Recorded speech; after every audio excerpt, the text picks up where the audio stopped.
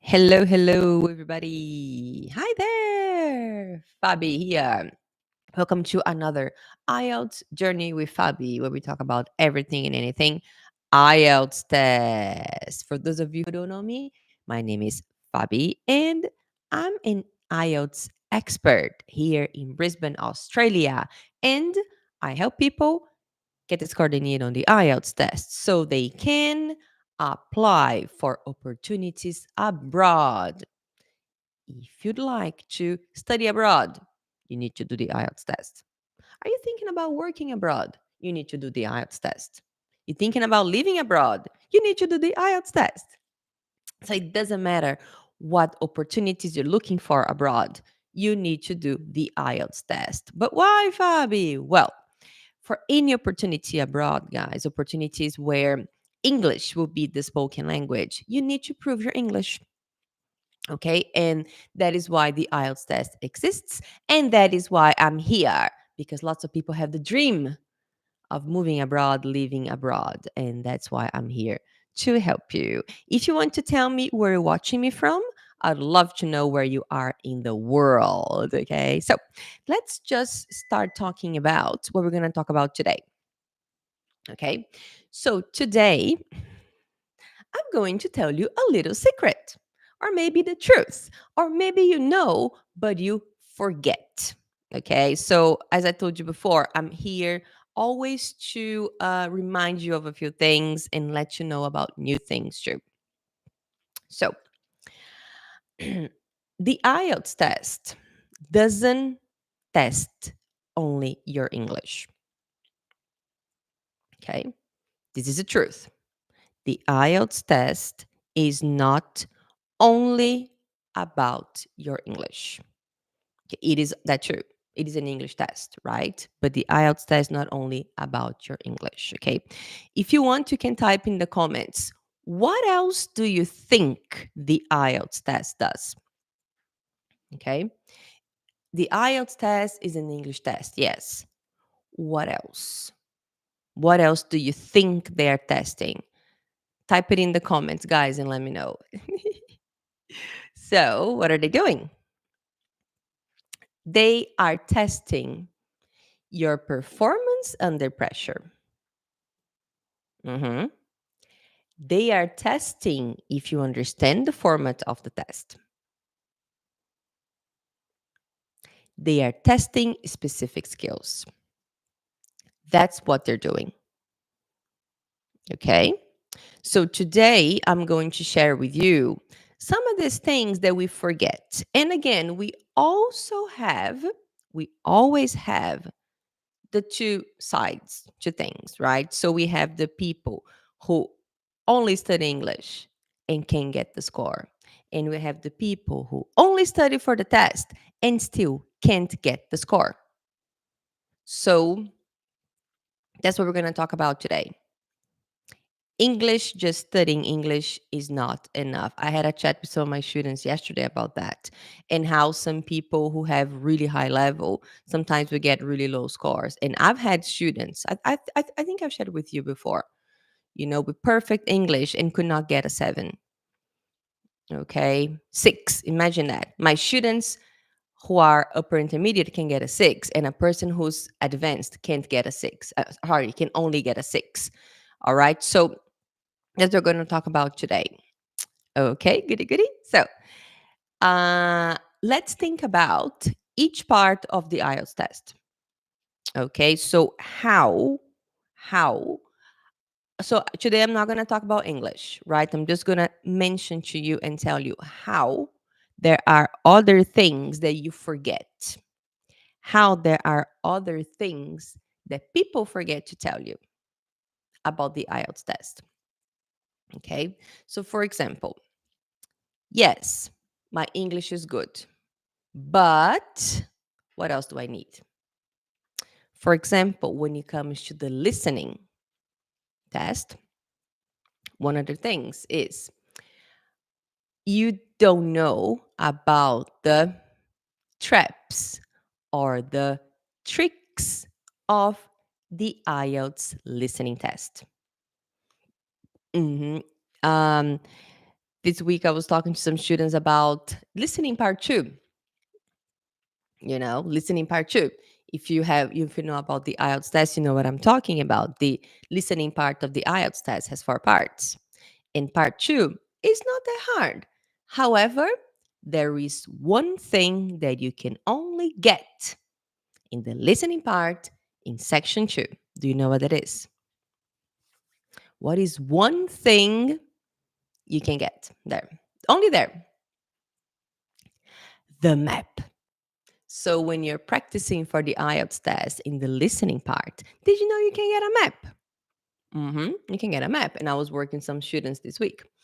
And then what they said was, and then I asked them, how do you feel? Some people said, okay, no worries, fine. While others said, it's tricky. Very, very tricky. Even if your English is perfect, you might find it tricky too. You might find it tricky too. So you need to know that in advance. Imagine that your English is very good, but then you don't know how to do the map. They can be tricky. That's why I'm here, to let you know about these things. And then what do? You prepare. So with the listening, okay, that's one thing that becomes a problem for people. Not knowing the little tricks, not knowing that if you get a multiple choice question, they will say all the options, but how do you choose the best one? Okay, you can get confused. And why do you get confused? Because it's under pressure. You are under pressure. Okay, guys, and we're not going to blame the IELTS test for pressure because any tests will have pressure. Okay, any kind of tests. So, what do? We do things to help us with that. Okay, another thing that, another mistake that people make, that people forget, you can only listen once. And that can be a problem for a lot of people. Okay. So when you start your practice, maybe you can listen 2 times. All right. But in the long run, you're better off listening once to practice the test under exam conditions. That's something that people forget. They try the test and then they listen 2 times. They pause the audio. Now, you can get a score if you do that. Okay. So again, today we're talking about the fact that just studying English is not going to help you.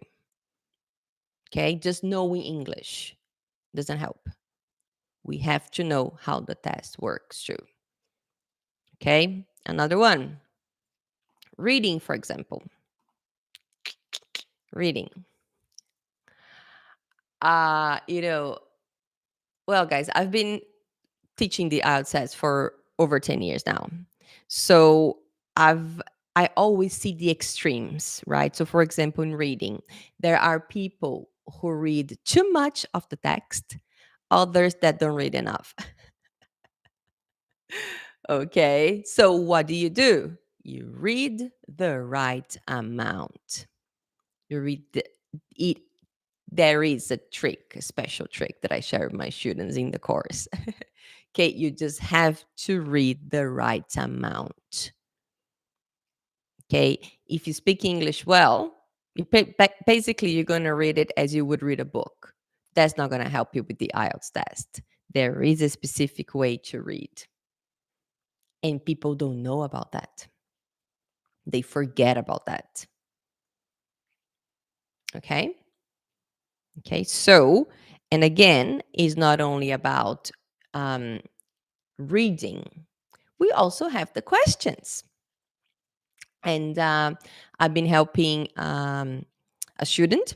Okay, she was looking to get just to improve her English. She works in a company and she has meetings in English. She's in Brazil and she has meetings in English every day, every week. And then she wanted to improve her English. So I started helping her with her English. But then I started talking about the IELTS test and she got excited. And now she's going to do the IELTS test so she can put on her LinkedIn her English level. She said, I think I'm going to get lots of opportunities. I said, yes, of course. So we started studying recently, right? And she did the reading. She loves to read in English. And guess what? Her reading score was not very good. It was the first time that she tried. And then, as we were analyzing the test, look how interesting this is. She did the full reading, right? And then we were checking the answers together. And her score was intermediate, but her English level is almost advanced. So she was shocked. And then when we were looking at the test, guess what we found out? All the types of questions that were the first time that she was doing. She had never done the matching headings before. She had never done the complete sentences before. So, guess what? She didn't do a good job because it was the first time. However, multiple choice, she got everything correct. True, false, not given. She did quite well actually because she is used to doing true, false. The one where you have a question and you have to write the answer. Again, she did very well. Why? Because that's what she is used to. So again, in this case, yes, your English is important, but she doesn't know how the questions work. So she didn't do a very good job then. And I noticed that. I said to her, look at this. Did you notice that all of these ones were good and these ones were not so good? And she was like, oh, yeah, because I never seen them before. And she goes, oh, that's why. I said, yes, that's why.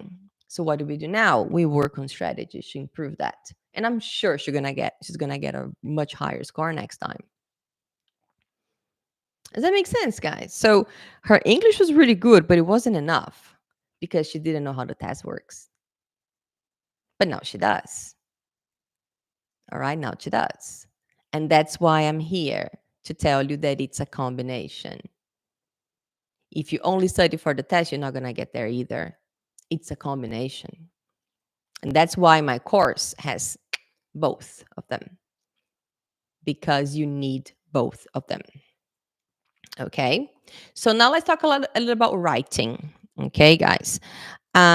Writing, especially longer pieces of writing, is a skill that lots of people are missing at the moment. Not a lot of people can write. And every time, and how do I know that?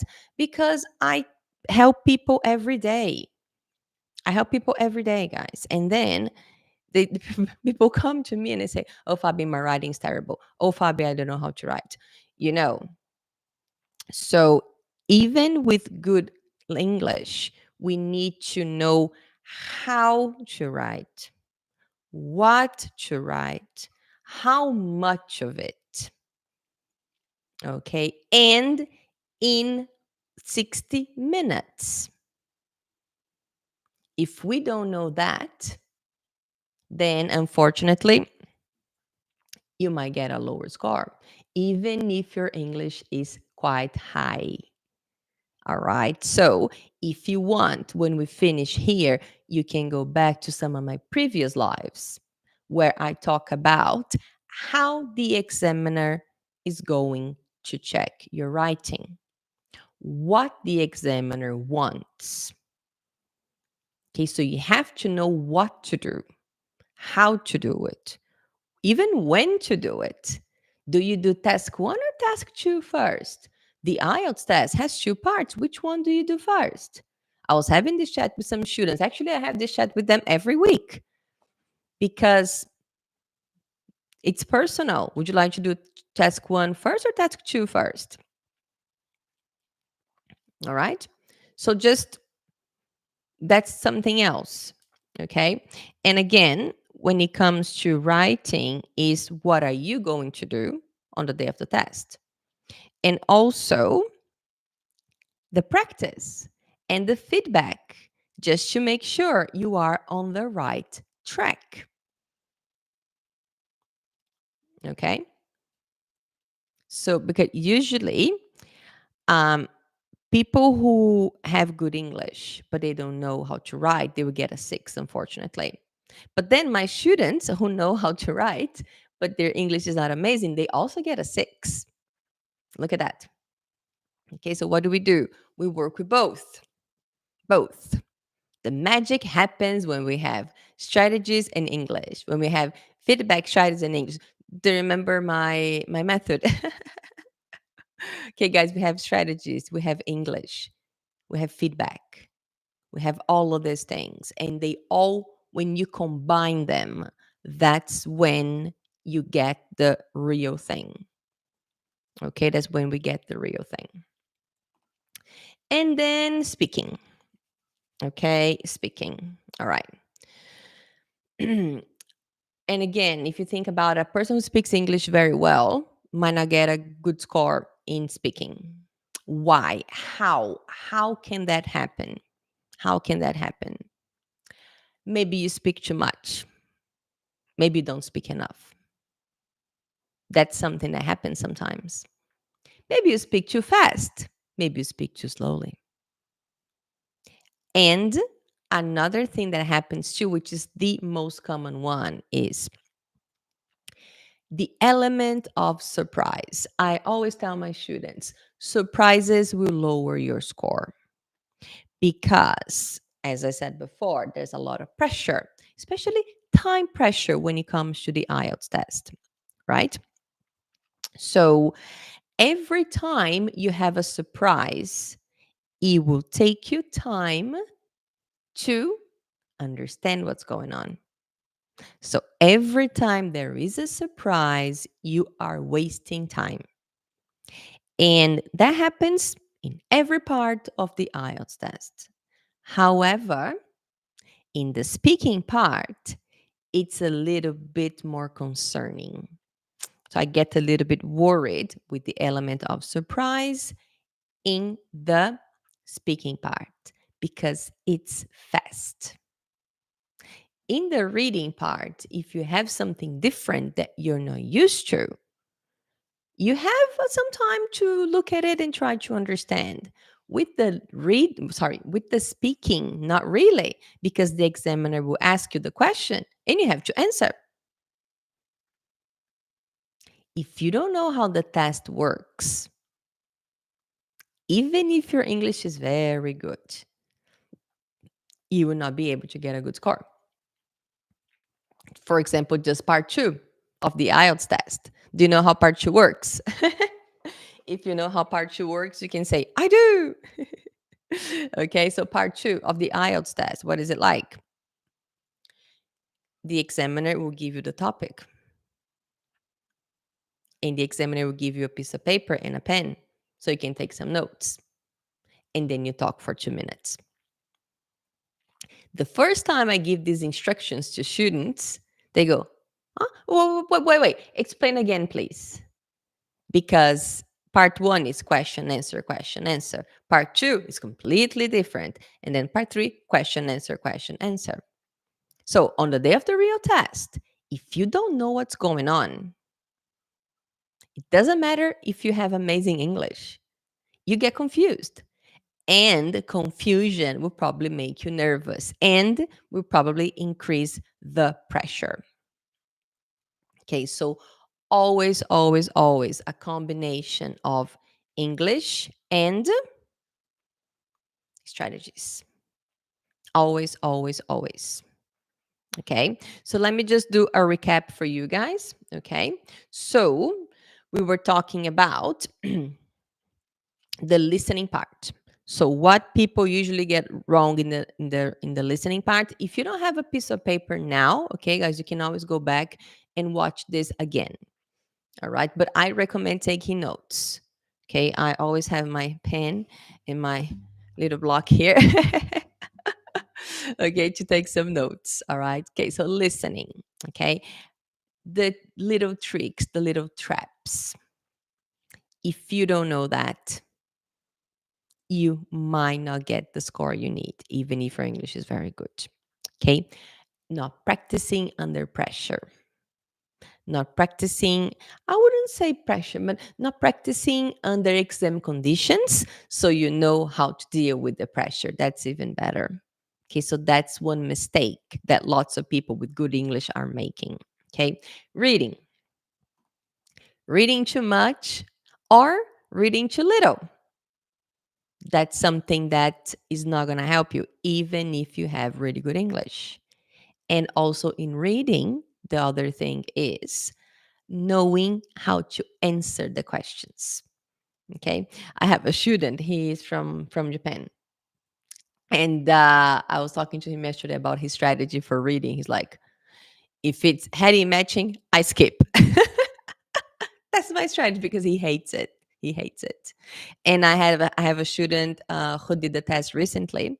He said that so the reading part has three texts, right? He said that each text had a matching activity. The first and the second one, it was heading matching, and the last one had to match the information to the name of people. And he said that's one of his weaknesses, but he still got a 7. He still got a 7, so he's very happy. But that's one of his weaknesses. And again, guys, you can't control that. But the good thing is he knows. Even my student who says, "Oh, I'm gonna skip the heading matching," they know what the test is like. They know what the questions are like. So that's pretty good. Okay, so that's the magic of knowing what to expect. Mm-hmm. Yeah. So reading everything, not reading enough for reading, that's a problem. And also not knowing what the questions are like, what the questions look like. That's something that's very important to me too. And I always talk to my students about that. What does the question look like? You look at the question and what can you see? Okay, so that's something else too. Okay, cool. And writing, of course. Writing is another issue. Okay.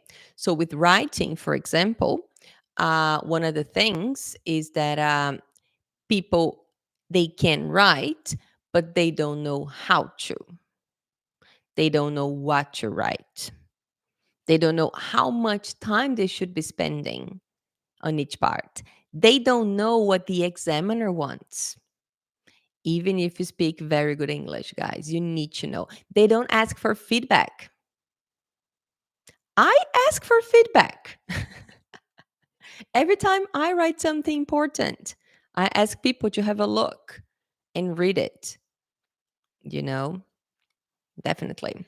Definitely. And speaking, of course, speaking, like I said before, maybe with the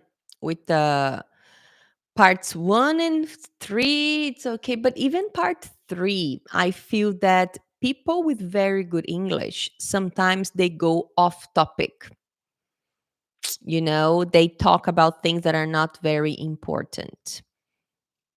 And why do they do that? Because yes, it is like a conversation, but at the same time, you want to impress the person, the examiner. You want to impress the examiner what you have to say. So it's good to stay on topic. And usually people they don't practice in advance. So if you don't practice in advance, you don't know what you're doing wrong. Unfortunately, that can be a problem too. Okay. Okay. And guys, just think about it. I had an interesting conversation with one of my students last week. She did my course, did the test only once, got her score, and now she's just waiting on immigration. She applied, she did everything she could, and she's just waiting for immigration to say yes to her visa.